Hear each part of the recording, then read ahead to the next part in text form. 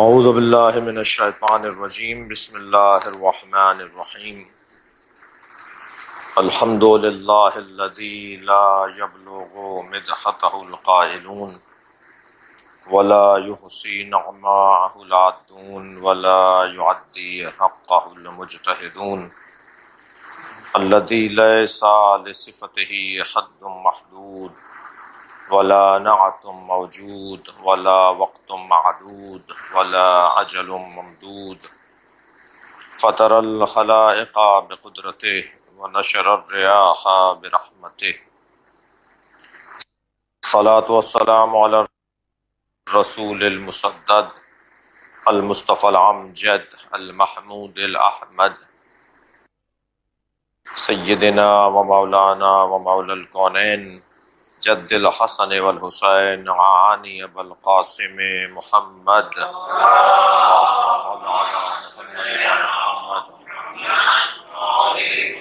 وآلہ الطیبین الطاہرین المعصومین الذین قال اللہ انما یرید اللہ لیذہب عنکم الرجس اہل البیت ویطہرکم تطہیرا اللہم صل علی محمد وعلی محمد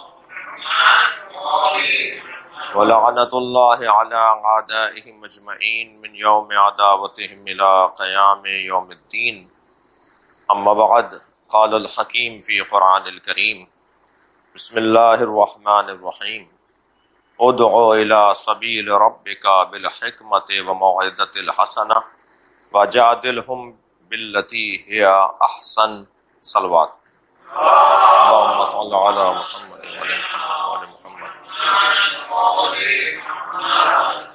التماس ہے ایک سورہ فاتحہ 3 مرتبہ سورہ اخلاص۔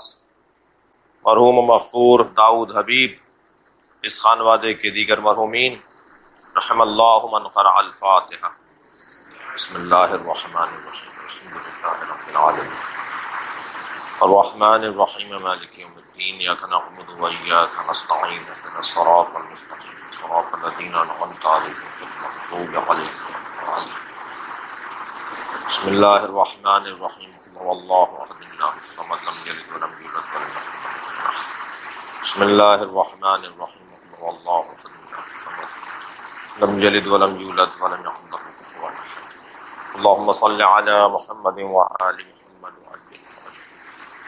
سورہ مبارکہ نحل کی 125ویں آیت، پروردگار عالم اپنے اس کلام میں ایک نظام، ایک دستور، ایک طریقہ کار، ایک انداز جہاد، انداز تکلم، انداز بیان، انداز دعوت، کسی بھی بڑی مہم پر جانے کے لیے، کسی بھی اہم ترین کام کرنے کے لیے، اپنا ما فی الضمیر بیان کرنے کے لیے، اپنے اندر کی جو بات ہے، جو اپنے اندر کا پیغام ہے، جو آپ کہنا چاہتے ہیں، جو آپ چاہتے ہیں، اسے کیسے اپنے مقابل، اپنے سامنے والے کے آگے کیسے منتقل کریں گے۔ میں ایک کام کرنا چاہتا ہوں، اس کام میں دوسروں کا تعلق بھی ہے۔ خاص طور پر انسان کی زندگی 2 پہلوؤں پر مشتمل ہے۔ انسان کی زندگی تقسیم ہوتی ہے 2 عنوانات کے ساتھ۔ انسان کی زندگی کو تقسیم کیا جائے تو 2 حصوں میں تقسیم ہوتی ہے۔ ایک کو معاملات کہتے ہیں اور ایک کو عبادات کہتے ہیں۔ یا میرے اللہ سے تعلق ہے، یا میرا مجھ جیسوں سے تعلق ہے۔ جب میرے اللہ سے تعلق شمار کیا جائے گا تو اسے عبادات کہا جائے گا۔ نماز پڑھنا چاہتا ہوں، روزہ رکھنا چاہتا ہوں، قرآن پڑھنا چاہتا ہوں، حج کرنا چاہتا ہوں، زکوٰۃ دینا چاہتا ہوں، غرض میں اللہ سے اپنا تعلق بہتر کرنا چاہتا ہوں۔ تو یہ جو میرے اللہ سے تعلق ہے، اس کیفیت کو عبادات کے عنوان سے یاد کیا جاتا ہے۔ اور ایک مرتبہ نہیں، میرا مجھ جیسوں سے تعلق، تو اسے معاملات کہا جاتا ہے۔ یہ جو کاروبار ہم کر رہے ہوتے ہیں، یہ جو ہم سفر کر رہے ہوتے ہیں، یہ جو ہم ایک دوسرے کے معاملات میں، تو اسے معاملہ کہا جاتا ہے۔ اب یہ جو اللہ سے بندے کا تعلق ہے، جسے عبادت کہتے ہیں، یہ تو طے شدہ ہے، اس میں کچھ عبادات توقیفی ہیں اور کچھ عبادات غیر توقیفی ہیں، کچھ عبادات وقف شدہ ہیں۔ صبح کی 2 رکعت نماز ہے، میں 3 رکعت نہیں پڑھ سکتا۔ ظہر کی 4 رکعت، عصر کی 4 رکعت، مغرب کی 3 رکعت ہے، میں اس میں 1 رکعت کم یا زیادہ نہیں کر سکتا۔ پہلی رکعت میں یہ پڑھنا ہے، دوسری رکعت میں یہ پڑھنا ہے، تیسری رکعت میں یہ پڑھنا ہے، رکوع میں یہ پڑھنا ہے، سجدے میں یہ پڑھنا ہے، یہ سب طے شدہ ہے، میں اس میں کوئی تبدیلی نہیں کر سکتا، اس لیے کہ سرکار دو جہاں کا ارشاد ہے صلو کما رأیتمونی اصلی، نماز ایسے پڑھو جیسے میں پڑھ رہا ہوں، جیسے میں پڑھ رہا ہوں، یہ کہہ کر آپ نے نماز کے اذکار کو، رکعتوں کو وقف کر دیا ہے، وقف۔ جیسے خراسان کی مسجد کی سجدگاہ، خراسان کی امام بارگاہ کی زری، یا یہاں کیا کوئی حصہ چیز، کوئی یہاں جو رکھی ہوئی چیز ہے، اسے اٹھا کر میں خراسان کی مسجد کی سجدگاہ کو کسی اور مسجد میں لے جا کے نہیں رکھ سکتا، یہاں کی تسبیح کو اٹھا کر میں کسی اور مسجد کی تسبیح بھی نہیں رکھ سکتا، کسی اور مسجد میں جا کر تسبیح نہیں رکھ سکتا۔ کیوں؟ اگر کوئی کہے کہ جی تسبیح ہے یہاں بھی اللہ کی ہو رہی ہے اور اس مسجد میں اللہ کی تسبیح پڑھی جائے گی، تو کوئی بات نہیں، تسبیح تسبیح ہے، یہاں کی تسبیح وہاں رکھ دیتے ہیں، وہاں کی سجدگاہ یہاں رکھ دیتے ہیں۔ آپ نہیں کر سکتے ایسا، ہم ایسا نہیں کر سکتے، اگرچہ وہاں بھی اللہ ہی کا ذکر ہوگا، وہاں بھی اللہ ہی کا نام لیا جائے گا، لیکن جو وقف شدہ چیزیں ہوتی ہیں ان میں تصرف نہیں کیا جا سکتا۔ عبادات پروردگار بھی، اللہ کی عبادتیں بھی توقیفی اور غیر توقیفی میں تقسیم ہوتی ہیں۔ مثلا یہ جو نماز ہے، یہ جو روزہ ہے، اب میں 40 روزے نہیں رکھ سکتا، میں ماہ ربیع الاول میں 30 روزے رکھ لوں اور ماہ رمضان میں چھوڑ دوں، نہیں کر سکتا، توقیفی ہے۔ حج ایسے ہوگا، اتنے طواف ہیں، اتنی صحیح ہیں، ایسے تقسیر کرنی ہے، وہ سب چیزیں۔ تو توقیفی عبادات اور غیر توقیفی عبادات۔ اسی طرح معاملات، انسان کا اپنے جیسے انسان سے جب تعلق ہوتا ہے تو اس تعلق کو معاملہ کہا جاتا ہے۔ اب اگر کوئی شخص کسی بڑی مہم پر جا رہا ہے، اپنی بات پہنچانا چاہتا ہے، تو اس کا دوسرے سے تعلق بن رہا ہے، اب وہ کیسے اپنی بات کو پہنچائے کسی تک، اس کا دستور پروردگار عالم نے عیسیٰ کریمہ کے اندر بیان فرمایا ہے کہ اس کا دستور کیا ہے، کیسے تم اپنی بات کو کسی تک پہنچاؤ گے۔ بعض اوقات قلم کے ذریعے سے پہنچائی جاتی ہے بات، بعض اوقات تقریر کے ذریعے سے اپنی بات پہنچائی جاتی ہے، اور بعض اوقات اپنی بات پہنچانے کے لیے انسان کو صرف کردار اپنانا پڑتا ہے۔ لہذا ایک جگہ ارشاد ہوتا ہے کونوا دعاۃ الناس بغیر السنتکم، لوگوں کو بلاؤ مگر زبان سے نہیں، اپنے کردار سے بلاؤ۔ میں کسی کو دعوت دوں کہ کل میرے گھر فلاں تقریب ہے، تشریف لے آئیے، یہ زبان سے بلانا ہے۔ کبھی میں ایک عمل ایسا انجام دوں کہ میں گویا اپنی طرف راغب کر لوں۔ اصل دعوت زبان سے ہے، کردار سے ہے، قلم سے ہے۔ کبھی میں خط لکھ کر بلاتا ہوں، کبھی میں زبان سے دعوت دیتا ہوں۔ اللہ چاہتا یہ ہے کہ اپنا کردار اتنا بلند کرو، اتنے اپنے رویوں کو اچھا کرو کہ تمہارا رویہ خود داعی بن جائے، تمہارا رویہ خود دعوت دہندہ بن جائے۔ لہذا سورہ مبارکہ نحل جو میں نے آپ کے سامنے تلاوت کی ہے، اس میں اللہ ارشاد فرماتا ہے ادعو الی سبیل ربک، بلاؤ اپنے رب کے رستے کی طرف، بالحکمہ، دانائی کے ذریعے سے، سمجھداری سے بلاؤ۔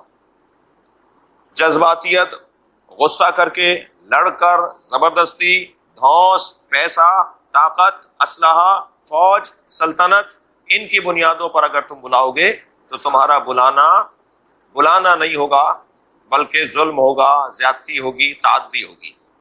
ادعو الی سبیل ربک، مقصد میرا، آپ کا، ہم سب کا یہ ہے کہ ہم سب اپنی اپنی حیثیت میں لوگوں کو اللہ کی طرف متوجہ کریں۔ بلاؤ اللہ کے رستے کی طرف بالحکمہ، حکمت کے ذریعے، سمجھداری کے ذریعے، بالحکمت و موعظۃ الحسنہ، یا اگر زبان سے بلا رہے ہو تو تمہارا جو بلانے کا انداز ہے وہ موعظہ حسنہ ہونا چاہیے، یعنی ایسا انداز جس میں واعظ پایا جائے، نصیحت پائی جائے، خیر خواہی پائی جائے، اپنائیت پائی جائے، درد پایا جائے، احساس پایا جائے، پیار اور محبت پائی جائے، اور وہ بھی حسنا بہترین انداز، وجادلہم باللتی ہے احسن، اور تیسرا طریقہ اللہ کی طرف بلانے کا یہ ہے کہ اگر زور اور تاکید اور شدت سے بھی بلانا ہے تو جادلہم باللتی ہے احسن، ایسا تمہارا جدال ہونا چاہیے، تکرار ہونی چاہیے، بحث اور مباحثہ ہونا چاہیے کہ جس کے اندر بھی حسن پایا جاتا ہو، اچھائی پائی جاتی ہو، طریقہ اچھا ہو اس کا۔ اب حضرت امام حسین علیہ الصلوۃ والسلام، اللہم صل علی محمد، جو مدینہ منورہ کو چھوڑ کر مکۃ المکرمہ آئے ہیں اور تقریباً 6 مہینے تک آپ نے مکۃ المکرمہ میں قیام رکھا، اور مکے سے پھر آپ تشریف لے گئے ہیں کربلا کی سرزمین پر۔ یہ جو آپ کا مجموعی سفر 6 مہینے کا ہے، اس پورے سفر میں آپ نے اپنی امامت کے 10 سال، اس سے پہلے اپنے بھائی کی امامت کے 10 سال، اس سے پہلے آپ نے اپنے بابا کی امامت کے اور خلافت کے سن یعنی 30 سال، اور اس سے پہلے اپنے بابا کی، اپنے نانا کی نبوت کے کم و بیش 15 سال۔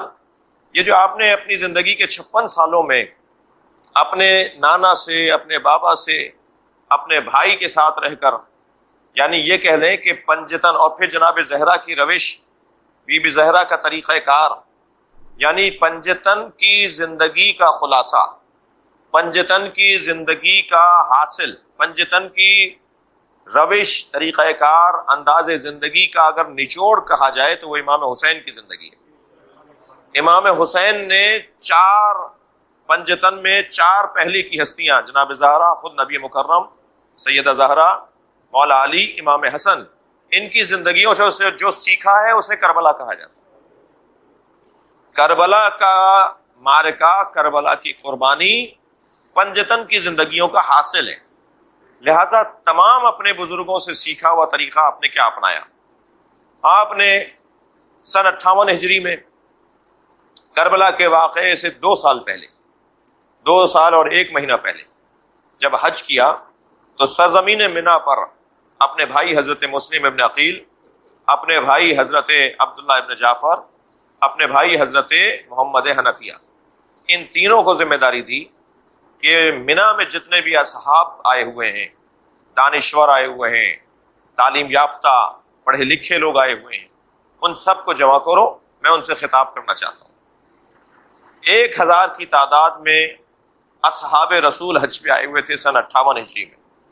آپ نے 1000 کی تعداد میں اصحاب رسول سے خطاب فرمایا، اور اس میں آپ نے اپنی گفتگو کو 3 حصوں میں تقسیم کیا۔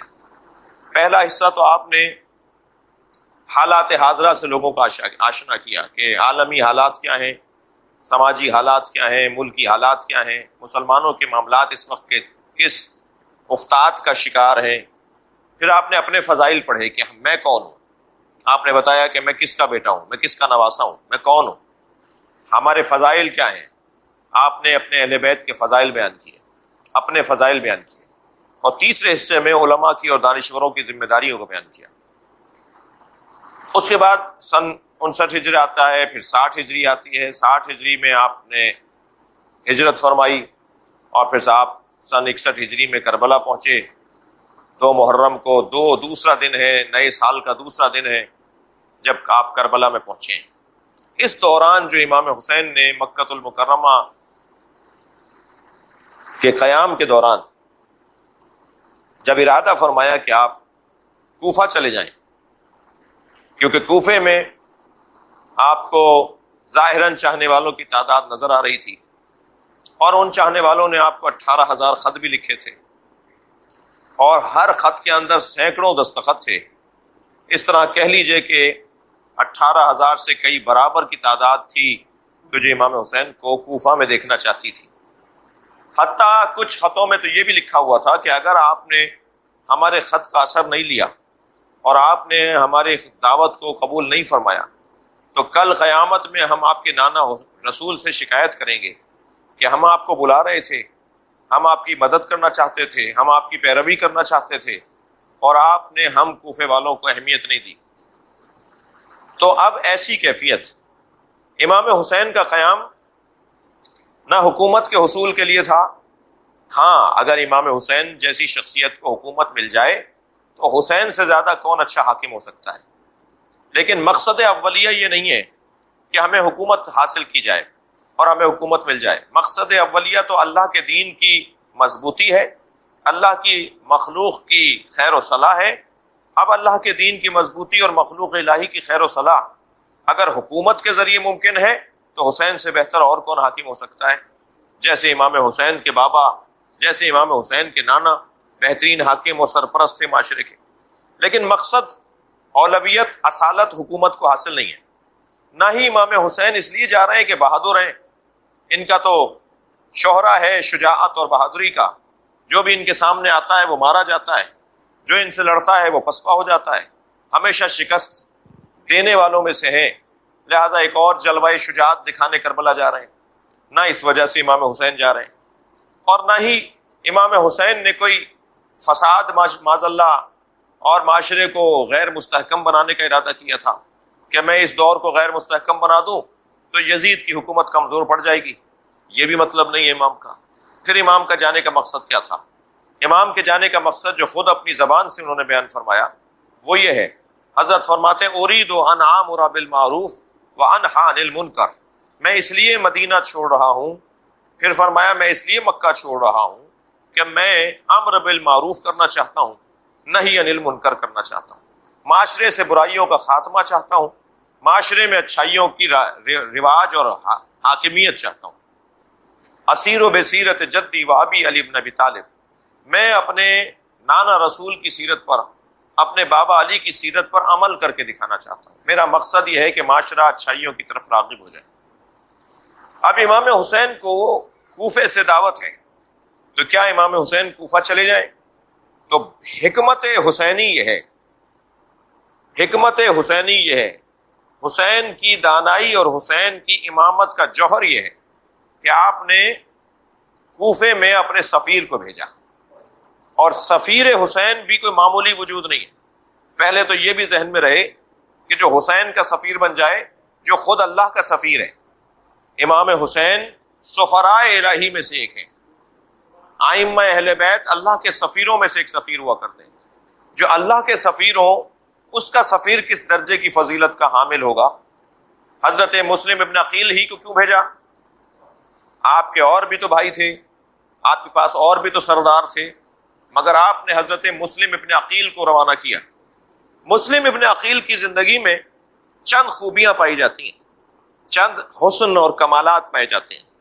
سب سے پہلا کمال حضرت مسلم ابن عقیل کی زندگی میں یہ ہے کہ آپ بعد از حسین سب سے بڑے عالم تھے.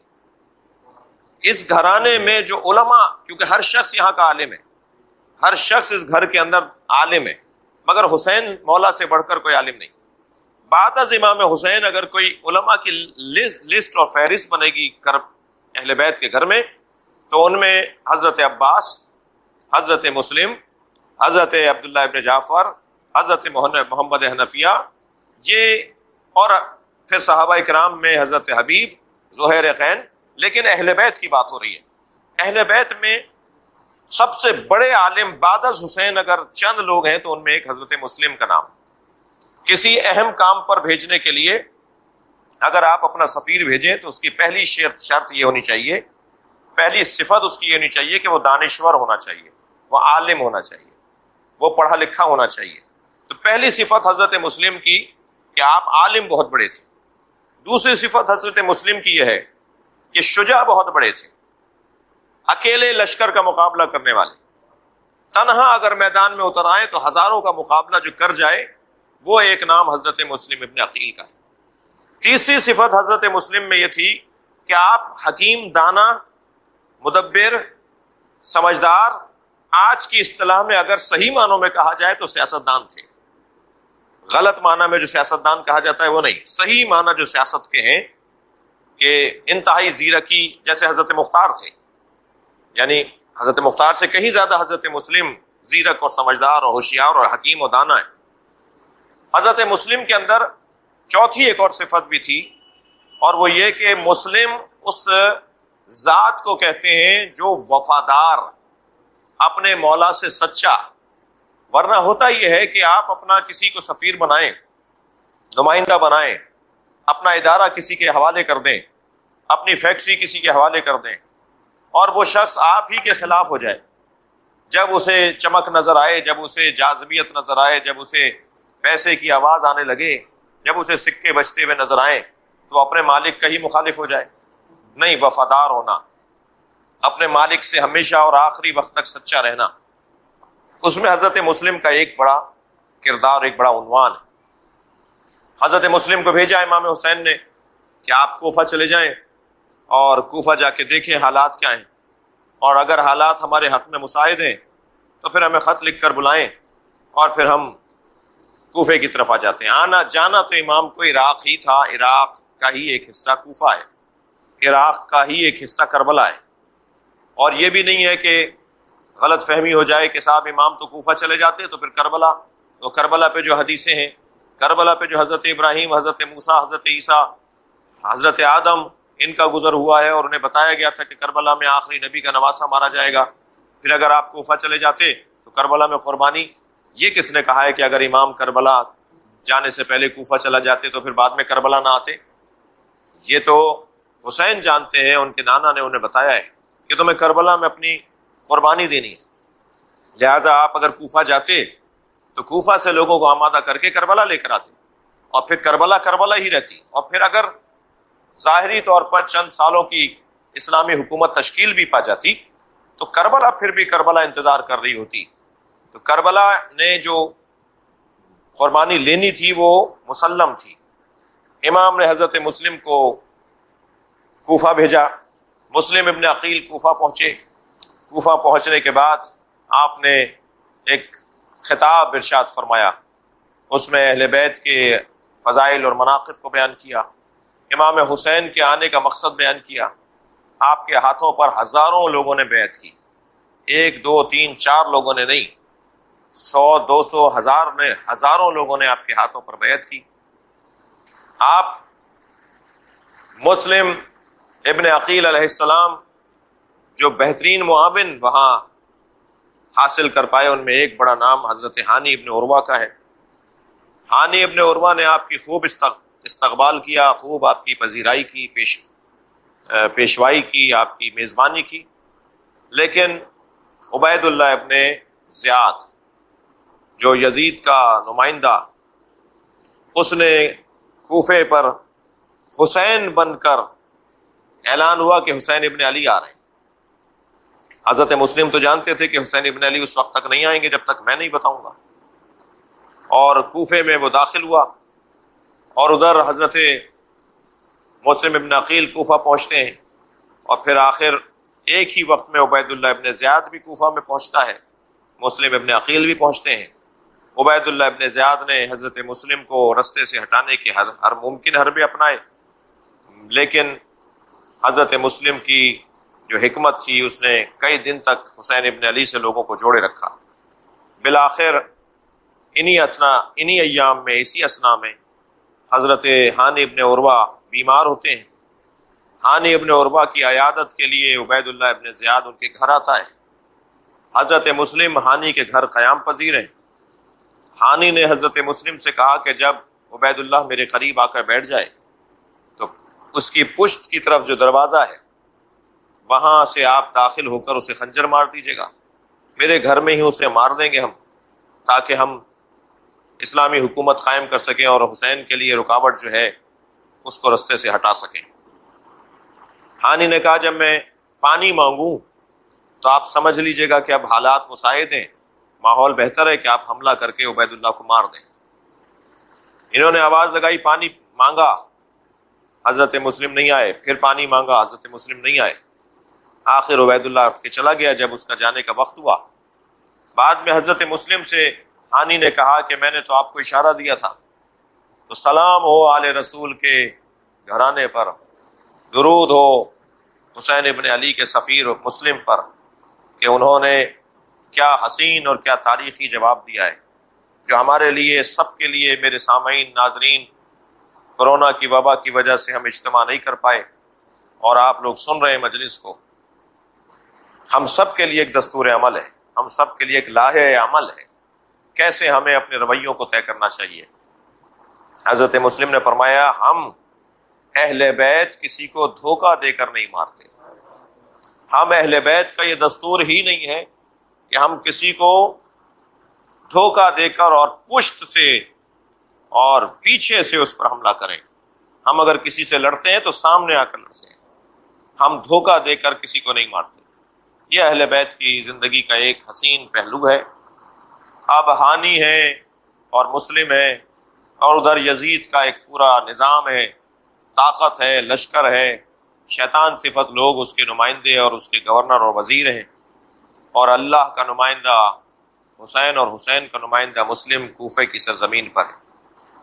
آہستہ آہستہ لوگوں کو خریدا جانے لگا، پیسوں کی بنیاد پر دنیا کی چمک، سکوں کی آوازیں، منصبوں کی لالچیں، جائیدادوں کے ملنے کا شوق، اس تمام تر باتوں سے مسلم ابن عقیل کے چاہنے والے آہستہ آہستہ بے وفائی کرنا شروع کرتے ہیں۔ ایسی بے وفائی کا منظر اللہ کسی کو نہ دکھائے کہ جب آپ نے نماز مغرب پڑھی تو پوری مسجد بھری ہوئی تھی، اور جب نماز عشاء کے لیے کھڑے ہوئے تو چند صفیں رہ گئی تھی، اور جب نماز عشاء مکمل ہوئی تو وہ چند صفوں میں بھی ایک صف رہ گئی، اور جب نماز اور مناجات اور تعقیبات مکمل کر کے مسلم اٹھے ہیں تو چند لوگ تھے جو مسجد میں رہ گئے تھے، اور مسلم جب دروازہ مسجد تک پہنچے تو ان میں سے بھی آدھے رہ گئے تھے، پھر جب گلی کے کونے پر پہنچے تو ان میں سے بھی آدھے رہ گئے تھے۔ جیسے جیسے رستے آتے جاتے تھے، دو ادھر سے اور چار ادھر سے غائب ہوتے چلے جاتے تھے۔ اب کوفے کی گلیاں ہیں اور حسین کا سفیر مسلم تنہا ہے۔ ایک ایسا بھی وقت آیا کہ جب کوئی حسین کے سفیر کے ساتھ چلنے والا بھی نہیں تھا۔ آپ کوفے کی گلیوں میں کبھی دائیں اور کبھی بائیں جا رہے تھے کہ اسی اثنا میں آپ نے دیکھا کہ ایک دروازے پر ایک خاتون کھڑی دائیں بائیں کسی کے آنے کا انتظار کر رہی ہے۔ آپ قریب گزرے تو آپ نے فرمایا بی بی میں پیاسا ہوں، مجھے پانی پلا دو۔ اس عورت کا نام توغا لکھا ہے، وہ اپنے گھر میں گئی، کاسا بھر کر لائی، حضرت مسلم کو پانی پلایا، کٹورا واپس رکھنے کے لیے گئی، اور واپس آ کر دائیں بائیں دیکھنے لگی تو اسے پھر حضرت مسلم وہیں بیٹھے ہوئے نظر آئے۔ فرمایا حالات بڑے خراب ہیں، زمانہ پرآشوب ہے، کوفے کے حالات اچھے نہیں ہیں، آپ اپنے گھر کیوں نہیں جاتے؟ آپ یہاں میرے دروازے کے قریب کیوں بیٹھے ہیں؟ تو حضرت مسلم نے فرمایا جس کا گھر نہ ہو وہ کہاں جائے، جس کا گھر ہی نہ ہو وہ کہاں جائے۔ کہنے لگی آپ کا گھر نہیں ہے، آپ کوفے کے رہنے والے نہیں ہیں؟ حضرت نے فرمایا میں کوفے میں مسافر ہوں۔ کہا پھر آپ کہاں کے رہنے والے ہیں؟ حضرت مسلم نے نقاب لگائی ہوئی تھی جو انداز ہے اس زمانے کے عربوں کا۔ کہنے لگی کہاں کے رہنے والے ہیں؟ حضرت نے فرمایا کہ میں مدینے کا رہنے والا ہوں۔ جیسے ہی مدینے کا نام آیا، جیسے اگر آج کوئی ہم سے کہے میں کربلا سے آیا ہوں تو ایک مرتبہ ہم سنبھل کے بیٹھ جاتے ہیں، حسین کی شہر سے آیا ہے، ہم اس کے لیے میزبانی کرنے کو تیار ہو جاتے ہیں۔ اگر آج ہم سے کوئی ملے اور وہ کہے میں نجف میں رہتا ہوں، ہم سارے کام چھوڑ کر اس سے باتیں شروع کر دیتے ہیں کہ یہ مولا علی کے شہر سے آیا ہے۔ اب اگر چاہنے والے کے سامنے یہ کوئی کہے کہ میں مدینے سے آیا ہوں تو ایک مرتبہ توآ سنبھل کے کھڑی ہوئی، کہنے لگی کہ مدینے میں تو میرے مولا کا گھر ہے، آپ مدینے میں کون سے شہر کون سے محلے کے رہنے والے؟ حضرت مسلم نے فرمایا میں محلہ بنی ہاشم کا رہنے والا ہوں۔ کہ محلہ بنی ہاشم میں میرے مولا حسین رہتے ہیں۔ کہ میں حسین ابن علی کا سفیر مسلم ابن عقیل ہوں۔ بس یہ جملہ سننا تھا، ہاتھ پیر پھولنا شروع ہو گئے۔ گھبراتے ہوئے کہنے لگی آپ مسلم اکیلے؟ کہاں گئے وہ اتنے چاہنے والے؟ فرمایا سب نے میرا ساتھ چھوڑ دیا ہے، اب اس شہر میں غربت میں تنہا ہوں۔ کہنے لگی آپ میرے گھر آ جائیں۔ ایک حجرے میں بستر لگایا، مصلی دیا۔ خبر یہ ہے کہ یہ اس شخص کی ماں تھی جو عبید اللہ ابن زیاد کا نمائندہ تھا، کارندہ تھا، حارث۔ ایک مرتبہ وہ آدھی رات میں جب گھر میں داخل ہوا تو اس نے دیکھا کہ ایک حجرے میں چراغ جل رہا ہے۔ کہا یہاں کون ہے؟ کہا حسین کے سفیر مسلم کو میں نے اپنے گھر ٹھہرایا۔ فوراً خوشی کے مارے اچھلنے لگا کہ میں نے تو اپنے مالک سے، عبید اللہ ابن زیاد سے انعام حاصل کرنا ہے، اگر میں نے انہیں پکڑوا دیا، میں نے انہیں اسیر کروا دیا تو مجھے انعام ملے گا۔ اس نے مخبری کی، فجر کی نماز سے پہلے فوجیں آنا شروع ہو گئیں۔ حضرت مسلم نے اپنی زرہ پہنی، خود سر پہ رکھا، تلوار حمائر کی، حجرے سے باہر آئے تو نے روکا، آپ کہاں جا رہے ہیں؟ فرمایا ہم اہل بیت کا دستور نہیں ہے کہ ہماری وجہ سے کسی کے گھر پہ حملہ ہو جائے، تمہارے گھر پر میری وجہ سے حملہ ہو جائے، تمہارے گھر کو کوئی نقصان پہنچائے، یہ مجھے پکڑنے آئے، میں خود باہر جاؤں گا۔ باہر گئے۔ آج کی اصطلاح میں اگر کہوں تو گھنٹوں حضرت مسلم نے یزیدی عبید اللہ ابن زیاد کے لشکر کا مقابلہ کیا، سینکڑوں لوگوں کو تنہا مسلم نے فنار کیا، سینکڑوں لوگوں کو زخمی کیا۔ قابو میں نہیں آ رہا تھا علی کا شیر، عقیل ابن ابو طالب کا بیٹا، حضرت ابو طالب کا پوتا مسلم ابن عقیل دشمن کے قابو میں نہیں آ رہے تھے، تو ایک گلی میں گڑھا کھود کر اس پہ جھاڑیاں ڈال دیں اور حضرت مسلم کو اس گلی میں لے گئے۔ مقابلہ کرتے کرتے حضرت مسلم اس گلی میں پہنچے، اور جب گڑھے میں گرے ہیں تب ان لوگوں پر یہ آسان ہوا کہ حضرت مسلم کو گرفتار کریں، رسیاں ڈال کر اسیر بنا کر عبید اللہ ابن زیاد کے دربار میں لے گئے۔ جیسے ہی عبید اللہ کے سامنے لے جا کے کھڑا کیا، حضرت مسلم کے ہونٹ کے اوپر ایک زخم لگا تھا، خون بہ رہا تھا حضرت مسلم کا، دانت ایک ٹوٹ چکا تھا، آپ کے منہ سے خون آ رہا تھا۔ تو کسی نے آواز دے کر کہا، اے مسلم، تم نے امیر کو سلام نہیں کیا۔ سامنے لا کے کھڑا کیا، عبید اللہ کے سامنے کرسی پر بیٹھا ہے، در تخت پہ بیٹھا ہے، حضرت مسلم کھڑے ہیں۔ آواز دی ایک بیٹھنے والوں میں سے کسی نے، اے مسلم، تم نے امیر کو سلام نہیں کیا؟ تو حضرت مسلم کا جملہ ہے، قربان جائے ہمارے ماں باپ اس گھرانے پر۔ حضرت مسلم نے فرمایا، ما لی الامیر سوى الحسین، میرے لیے کوئی امیر ہی نہیں ہے سوائے حسین کے، میں کسی کو حسین کے علاوہ امیر نہیں مانتا۔ کہا، اے مسلم، بتاؤ تمہاری کوئی آرزو ہو تو پوری کریں، اب تمہارا سر تن سے علیحدہ کیا جائے گا۔ سامنے سرائی رکھی تھی، فرمانے لگے مجھے پیاس لگی ہے، مجھے پانی پلا دو۔ ایک شخص کوزہ بھر کے لایا، آپ نے منہ سے لگایا، خون منہ کا پانی میں آ گیا، فرمایا دوسرا پانی لا دو۔ دوسرا پانی آیا، پھر آپ کا جو ہونٹ سے پانی آ رہا، خون آ رہا تھا، دانتوں سے خون آ رہا تھا، وہ پانی میں گیا، مضاف ہوا، اور میں دوسرا پانی لا دو۔ جب 3 مرتبہ پانی نہیں پی سکے تو ایک جملہ کہا، شاید حسین مجھے پیاسا شہید دیکھنا چاہتا، کربلا کا پہلا شہید ہے جو پیاسا مارا جائے گا۔ فرمایا میرے زرہ کو بیچ کر فلاں سے میں نے 500 درہم لیے تھے، وہ میرا قرضہ واپس کر دیا جائے، اور اگر اس مجمع میں دربار میں کوئی باز امیر بیٹھا ہوا ہے تو بس حسین کو جا کے خبر کر دے کہ کوفہ آنے کی جگہ نہیں ہے، کوفے میں بے وفاؤں کی تعداد زیادہ ہے، یہاں چاہنے والے تو ہیں مگر ہمت اور شجاعت والے لوگ نہیں ہیں۔ امام حسین کے سفیر کو دارالعمارہ کی چھت پر لے جایا گیا۔ ادھر امام حسین مکے سے کربلا کے رستے میں ہیں کہ جب دارالعمارہ کی چھت پر آپ کے سر کو مارنے کے لیے لے جایا گیا تو آپ نے مکے کی طرف رخ کر کے کہا، السلام علیک یا ابا عبداللہ، اے حسین ابن علی میرا سلام۔ میرے مولا حسین نے کوفے کی طرف دیکھ کر کہا، علیک السلام یا اخی مسلم۔ حضرت عباس مولا حسین کے قریب آ گئے، فرمایا مولا کیا میرا بھائی مسلم آ گیا؟ فرمایا نہیں، ابھی مسلم کوفے میں ہے۔ کہا یہ آپ نے جواب سلام کس کو دیا ہے؟ کہا میرا مسلم کوفے میں غربت میں مارا جا رہا ہے، میرے مسلم کو مارا جا رہا ہے۔ کہتے ہیں کہ حضرت عباس نے فرمایا مولا جب آپ تک سلام آ سکتا ہے اور آپ جواب بھیج سکتے ہیں تو مجھے بھی کوفہ بھیج دیجئے تاکہ میں اپنے بھائی مسلم کی مدد کروں جا کر۔ ایک مرتبہ امام حسین نے ایک فضا میں حضرت عباس کو منظر دکھایا کہ عباس دیکھو کیا منظر ہے۔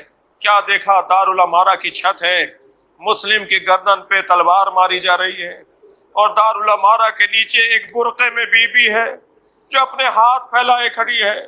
اے عباس، یہ میری ماں زہرا ہے، مسلم کا لاشا لینے کوفہ پہنچی ہے۔ عزاداروں، وہ منظر بڑا سخت تھا جب کوفے کی گلیوں میں لاش کھینچی جا رہی تھی اور بار بار آواز دی جا رہی تھی، یہ ہے حسین کا سفیر جسے کوفہ میں مارا گیا۔ الا لعنت اللہ علی قوم الظالمین۔